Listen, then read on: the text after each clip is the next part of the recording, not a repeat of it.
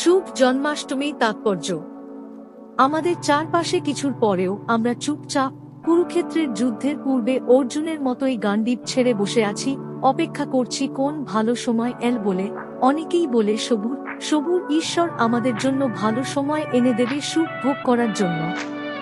ভাবখান, এমন মানুষের জীবন যাত্রার সাথে সাথে মানুষের গড় আয়ু বোধহয় 500 বছর। ভালো লোকেরা নিষ্ক্রিয় বলি বা তারা অস্ত্র উঠায় না বলি তো দুর্যোধন দুঃশাসনেরা যা ইচ্ছে তাই করছে, আর আপনি অর্জুনের ভূমিকা নিয়েছি। এমনি হয়তো পাপীদের শাস্তি হবে আর ধার্মিকদের শান্তি নেমে আসবে। আজ আপনাকে ঠিক করতে হবে, এভাবে চুপ করে বসে থাকবো কিনা, সমালোচনা করে, রাগে গজগজ করে, দুঃখ করে, মনে হতাশা পুষে লাভ হচ্ছে কি, অথবা উঠে দাঁড়াবো। তবুও আমরা দ্বিধাগ্রস্ত। আমি একা কি করতে পারি? এখানেই জন্মাষ্টমীর তাৎপর্য।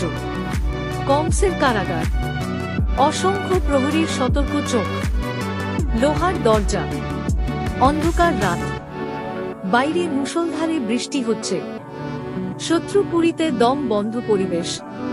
তবু বেরিয়ে এলেন বসুদেব, নবজাত ভগবান শ্রীকৃষ্ণকে নিয়ে কোলে নিয়ে।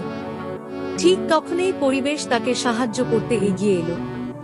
বৃষ্টির জল থেকে বাঁচালেন নাগরাজ বাসুকী, পথ দেখিয়ে নিয়ে চললেন যোগমায়া। শেয়ালের ছদ্মবেশে বসুদেব স্থির করেছিলেন বেরুতেই হবে। নিজের মনে দৃঢ় সংকল্প হতেই দেখতে পেলেন সুযোগগুলিকে। উঠে দাঁড়ালেন তিনি, পা বাড়ালেন, আর তখনই শুভ শক্তিগুলি এগিয়ে এল তাকে সাহায্য করতে। এটাই জন্মাষ্টমীর তাৎপর্য।